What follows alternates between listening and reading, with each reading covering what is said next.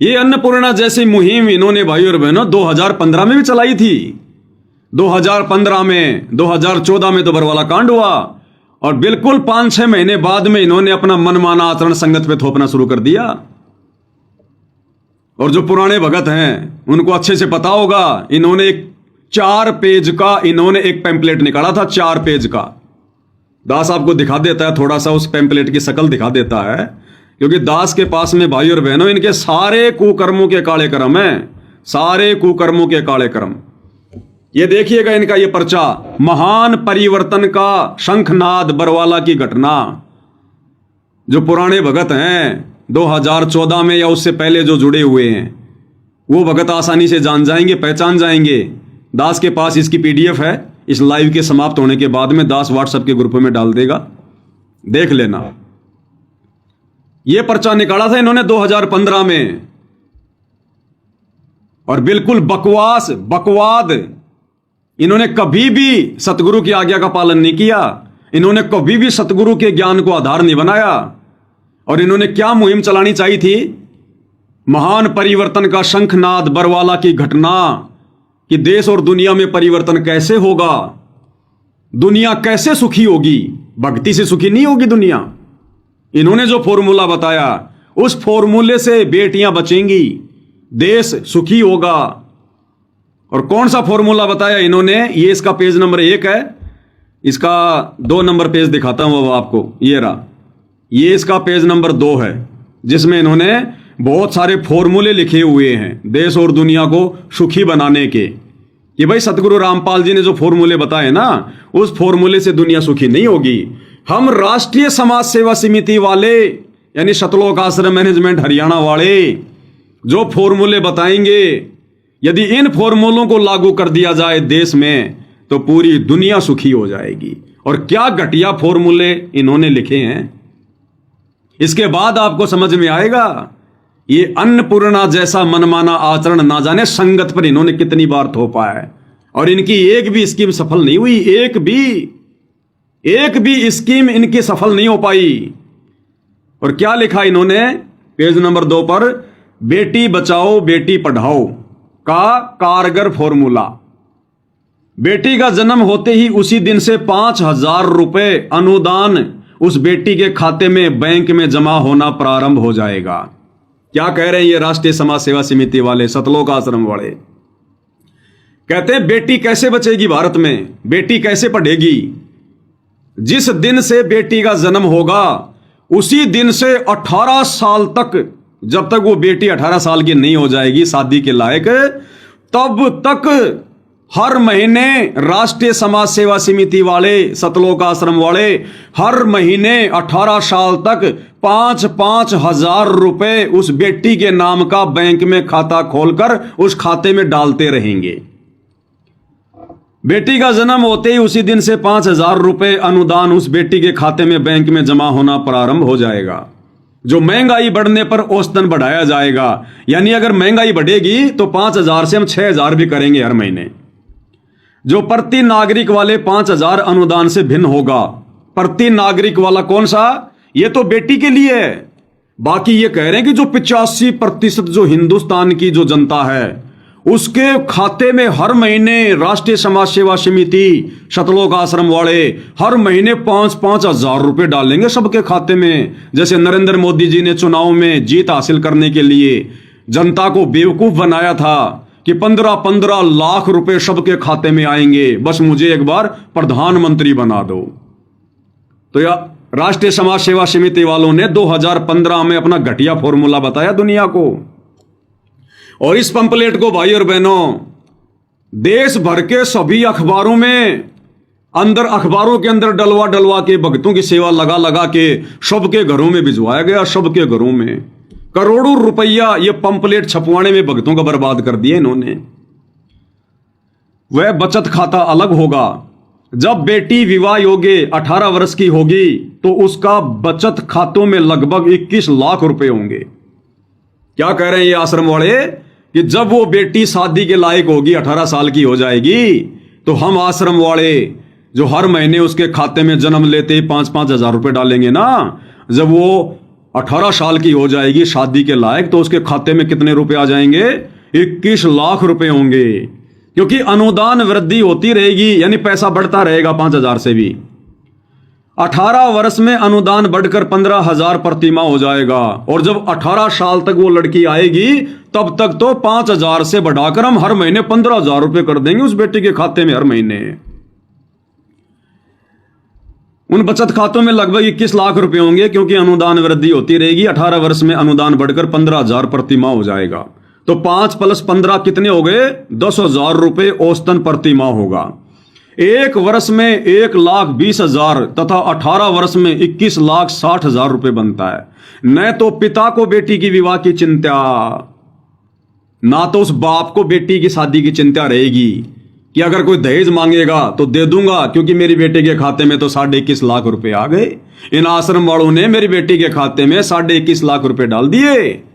तो ये आश्रम वाले, ये मंदबुद्धि प्राणी, सतगुरु भगवान ने तो रमेणी प्रथा बताई कि बच्चों, ना हमने दहेज लेना ना हमने दहेज देना, इस प्रकार से इंसान सुखी होगा, बेटी बोझ बनने से बचेगी। और ये क्या कह रहे हैं कि हम आश्रम वाले जो 21 लाख रुपए उस बेटी के खाते में 18 साल में डाल देंगे, उन 21 लाख रुपयों को देखकर ना तो बाप को बेटी की शादी की चिंता रहेगी कि अगर कोई गाड़ी मांगेगा तो दे दूंगा, कोई दहेज मांगेगा तो दे दूंगा, क्योंकि बेटी के खाते में इन आश्रम वालों ने 21.5 लाख रुपए डाल रखे हैं। इनके फॉर्मूले सुनते जाना तुम। 1,20,000 तथा 18 वर्ष में 21.5 लाख रुपए बनता है। न तो पिता को बेटी की विवाह की चिंता, न दहेज की कोई चिंता नहीं होगी। क्यों?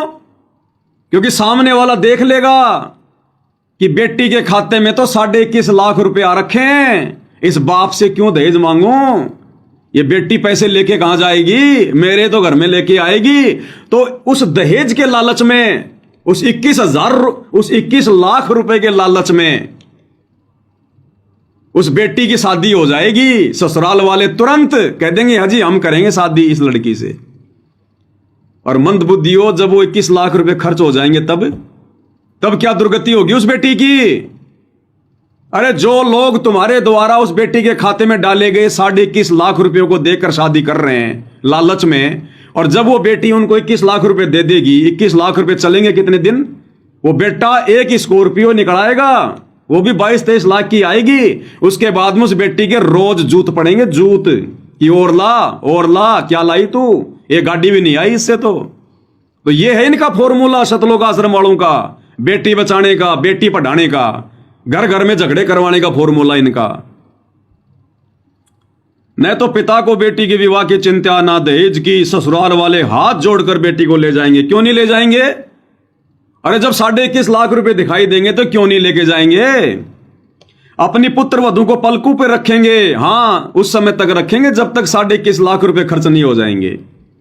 परिवार वाला 5,000 रुपए के अनुदान से बेटी की पढ़ाई का खर्च लाएगा। इस प्रकार बेटी बचेगी तथा बेटी पढ़ेगी। इस प्रकार से बेटी बचेगी, इस प्रकार से बेटी पढ़ेगी हिंदुस्तान में। अरे भाई, अगर यही फॉर्मूला बिल्कुल बढ़िया था, और उस समय भी ये यही कहा करते थे कि गुरुजी का आदेश है, हमने गुरुजी से आदेश लिए, ये फॉर्मूला हमें गुरुजी ने बताया है। जैसे आज ये वर्तमान में संगत को मूर्ख बना रहे हैं अन्नपूर्णा मुहिम के तहत, उस समय भी ये गुरुजी का ही नाम लेकर, गुरुजी का ही आदेश बताकर ये घटिया फॉर्मूला मनमाना आचरण संगत पर थोप रहे थे। अरे फिर कहां गया तुम्हारा फॉर्मूला? अरे 2015 की बात है मेरे भाई, आज 2025 हो गई, 10 साल हो गई। किन किन बेटियों के खातों में तुमने 15-15 लाख रुपए डाल दिए अभी तक? एक भी बेटी का जिक्र करो, एक भी बेटी का नाम बताओ। अरे डाले किसी के खाते में तुमने हर महीने 5,000 रुपए? अरे इन आश्रमों में जब रमेणियां होती हैं, उस बेटी वाले से ये एक पाठ करवाते हैं 25,000 का। ये अपनी गुरु बहनों को तो नहीं छोड़ रहे, उनसे तो रमेणी के समय 25,000 रुपए ले रहे हैं पाठ के। लड़के वाले से 25,000 रुपए ले रहे हैं पाठ के, और ये दुनिया के खातों में 5,000 रुपए डालेंगे हर महीने। ये संगत को लूटने का षड्यंत्र था इनका। ये काल बलि सिर पर बैठा है कि इस प्रकार के झूठे घटिया फॉर्मूले संगत को दिखाकर संगत से ज्यादा दान धर्म इकट्ठा करो, और फिर ये अपनी मनमानियां करेंगे। ये काल का षड्यंत्र था संगत के कर्म फोड़ने का, लेकिन परमात्मा ने दया करी, गुरुदेव भगवान ने इनका ये घटिया फॉर्मूला संगत पर लागू नहीं होने दिया। अब प्रश्न उठेगा कि ये तो हवाई किले बनाने वाली बात है, कैसे संभव हो सकता है?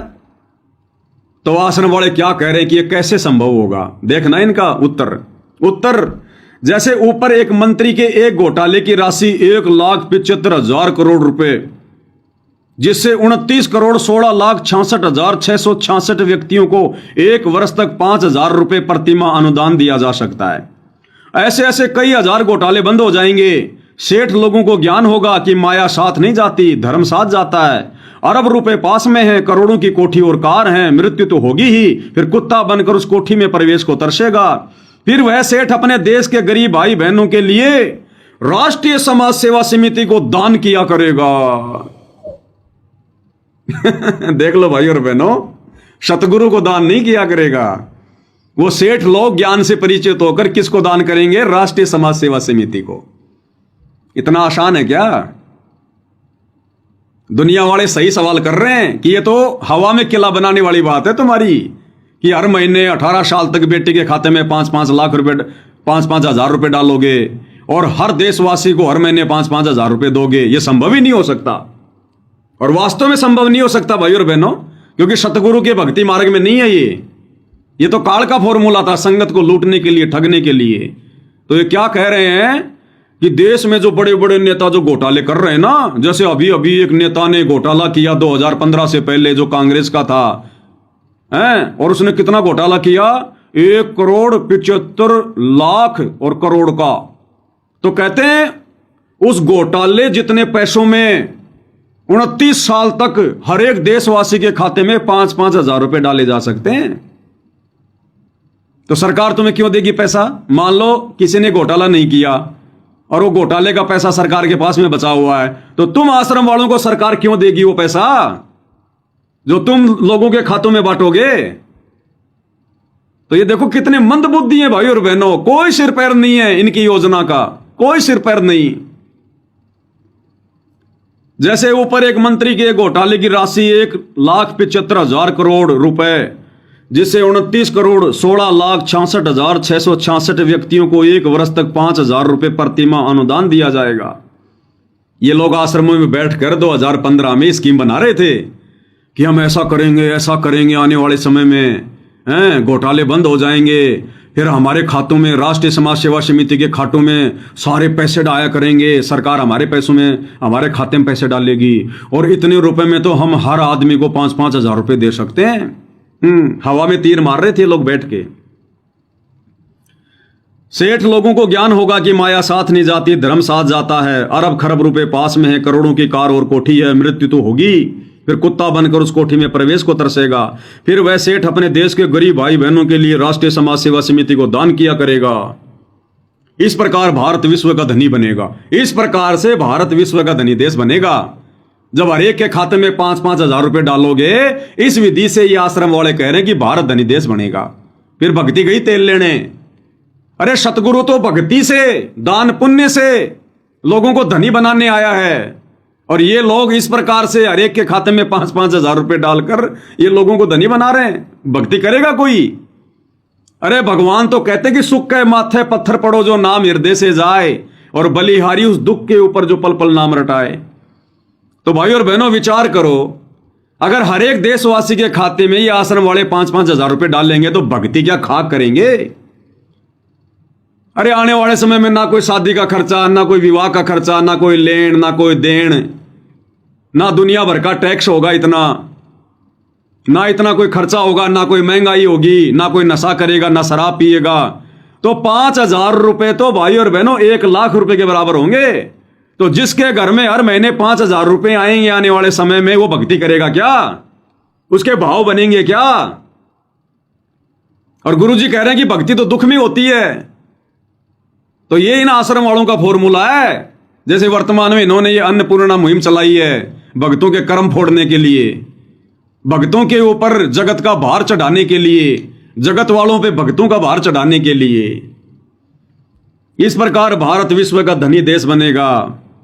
अब प्रश्न उठेगा कि आप सरकार बनाएंगे? ये खुद ही सवाल कर रहे हैं जनता की तरफ से कि जनता सवाल करेगी क्या आप लोग सरकार बनाओगे क्या? क्योंकि सरकार तो तुम्हें देगी नहीं पैसा। सरकार तुम्हें क्यों देगी पैसा? तो क्या तुम लोग सरकार बनाओगे? तो ये क्या कह रहे हैं? उत्तर नहीं, सरकार कोई भी बनाए जिसके भाग्य में है। हम उस मुख्यमंत्री जी तथा प्रधानमंत्री जी को संत रामपाल दास के सत्संग विचार सुनाकर स्वच्छ प्रशासन प्रदान करने का आग्रह करेंगे, सरकार चलाने में सहायता भी करेंगे। अरे भैया, सरकार चलाने में सहायता कैसे करोगे? तुम सरकार में होगे तभी तो सहायता करोगे। और कह रहे हैं हम सतलोक आश्रम वाले, राष्ट्रीय समाज सेवा समिति वाले, उस प्रधानमंत्री और मुख्यमंत्री को संत रामपाल जी के सत्संग सुनाकर स्वच्छ शासन करने का हम उसको प्रेरित करेंगे।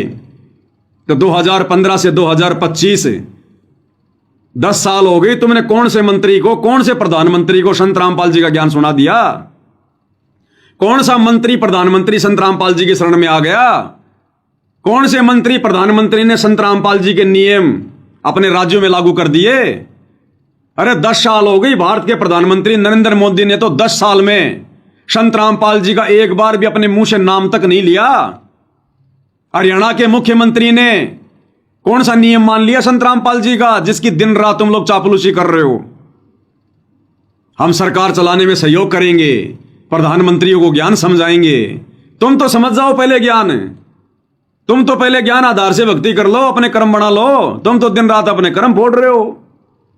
ये इनकी हवाई बातें तुम्हें दिखा रहा हूं भाई और बहनों, इनके सारे रिकॉर्ड है मेरे पास में, सारे रिकॉर्ड। तब तुम्हें समझ में आएगा इनकी अन्नपूर्णा मुहिम क्या है, ये कर्म फोड़ मुहिम। नहीं, सरकार कोई बनाए जिसके भाग्य में है। हम उस मुख्यमंत्री जी तथा प्रधानमंत्री जी को संत रामपाल दास के सत्संग विचार सुनाकर स्वच्छ प्रशासन प्रदान करने का आग्रह करेंगे और सरकार चलाने में सहायता भी करेंगे। सरकार का कार्य केवल बिजली, पानी, सड़क निर्माण, कानून व्यवस्था बनाए रखने का होता है। सरकार का काम क्या है? बिजली, पानी, सड़क निर्माण, कानून व्यवस्था बनाए रखने का। तो फिर हरियाणा के गांव का पानी फिर तुम क्यों निकाल रहे हो? अरे अगर ये सरकार का कार्य है जो तुम लिख रहे हो इस पंपलेट में कि सड़कें, पानी, बिजली ये काम है सरकार का, फिर ये हरियाणा में जो बाढ़ आ रखी है, जो गांव में पानी भरा है, तुम जबरदस्ती क्यों लोगों का पानी निकाल रहे हो? क्यों भक्तों का पैसा बर्बाद कर रहे हो मोटर में, पाइपों में? ये तो सरकार का काम है ना, पानी वगैरह की भाई जो व्यवस्था करना, या कहीं बाढ़ आ गई तो उस गांव का पानी निकालना। ये तो तुम लोगों की मुहिम के अनुसार सरकार का काम है। फिर तुम क्यों अपने कर्म फोड़ रहे हो, अपना पैसा बर्बाद कर रहे हो संगत का?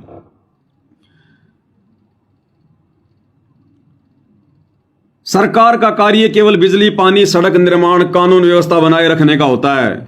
वह तो घोटाला करने के पश्चात भी चलता रहता है। हम तो घोटालों वाला पैसा गरीब जनता को अमीर बनाने के लिए सरकार से प्रयोग करवाएंगे। तुम्हारी क्यों मानेगी सरकार भाई? कह रहे हम तो जो घोटाले वाला पैसा है ना, घोटाले का पैसा, वो सरकार से जनहित के कार्यों में लगवाएंगे। क्यों लगाएगी सरकार तुम्हारे कहने से? तुम क्या लगते हो सरकार के? और अगर तुम्हारे कहने से अगर सरकार कार्य करेगी तो फिर सरकारी आदमी तुम हुए कि फिर वो मंत्री हुए? अरे तुम्हारे कहने से, आश्रम वालों के कहने से अगर सरकार अगर जनहित के कार्य करेगी, पैसा लगाएगी, तो सरकार कौन चला रहा है? फिर तुम चला रहे हो कि मुख्यमंत्री चला रहा है? सरकार का कार्य केवल बिजली, पानी, सड़क निर्माण, कानून व्यवस्था बनाए रखने का होता है। वह तो घोटाला करने के पश्चात भी चलता रहता है। हम तो घोटालों वाला पैसा गरीब जनता को अमीर बनाने के लिए सरकार से प्रयोग कराएंगे। सरकार को जनहित के कार्य करने तथा मार्ग पर चलने के लिए बाध्य करेंगे, क्योंकि हमारे साथ देश की 75% जनता होगी। ये तो दादागिरी होगी, ये तो गुंडागर्दी हो गई। गुंडागर्दी तुम्हारी, दादागिरी। कह रहे हमारे साथ में देश की 75% जनता हो जाएगी। क्यों?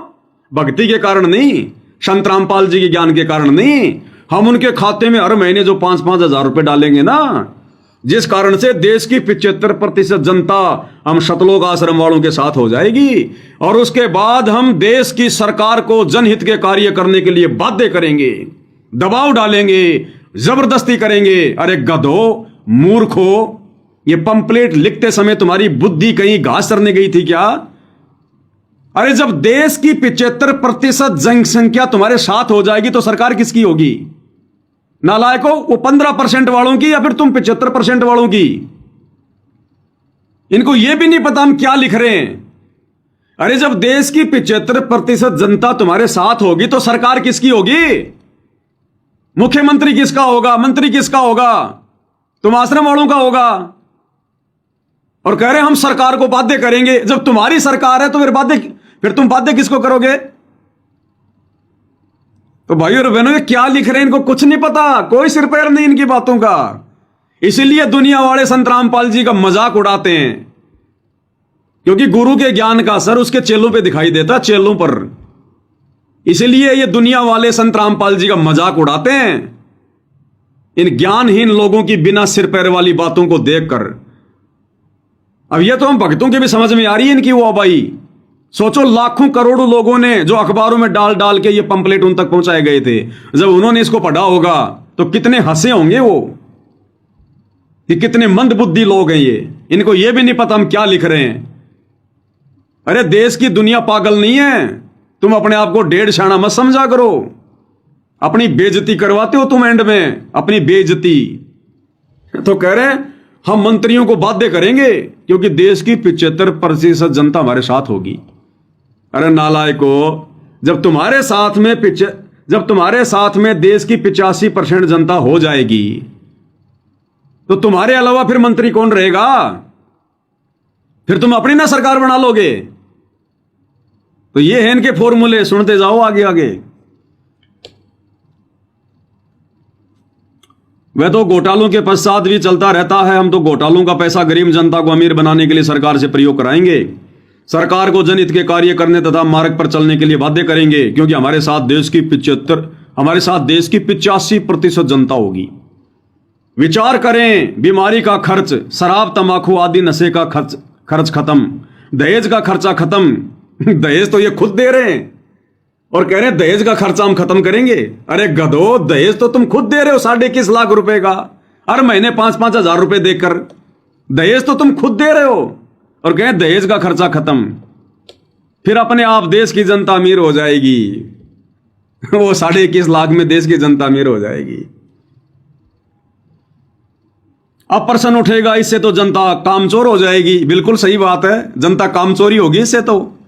अरे हर महीने जिसके खाते में 5-5 हजार रुपए आएंगे वो क्यों मजदूरी करेगा, क्यों मेहनत करेगा? बैठा बैठा खाएगा आराम से, वो तो कामचोर हो जाएगा। अब प्रश्न उठेगा, इससे तो जनता कामचोर हो जाएगी। उत्तर नहीं, रोटी कपड़े का खर्च तथा बिजली पानी का खर्च भी उसके लिए तन मन से कार्य करेंगे। कहते हैं रोटी कपड़े के लिए तन मन से कार्य करेंगे लोग। अरे गधो, फिर तुम वर्तमान में लोगों को रोटी कपड़ा क्यों दे रहे हो? फिर तुम वर्तमान में लोगों को रोटी कपड़ा क्यों दे रहे हो, राशन क्यों दे रहे हो अन्नपूर्णा मुहिम के तहत? कि नहीं नहीं नहीं, लोग अपने रोटी कपड़े के लिए भी तो काम करेंगे, तो रोटी कपड़ा भी तो तुमने देना शुरू कर दिया।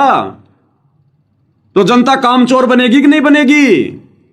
जिस चीज के लिए भाई और बहनों इन्होंने 2015 में मना किया था कि अपनी रोजी रोटी के लिए, अपने घर के राशन के लिए, अपने कपड़ों के लिए, बच्चों की शिक्षा के लिए लोगों ने खुद ही मेहनत करनी पड़ेगी। आज देख लो अन्नपूर्णा मुहिम के तहत ये लोग दोगली बात कर रहे हैं, दोगली।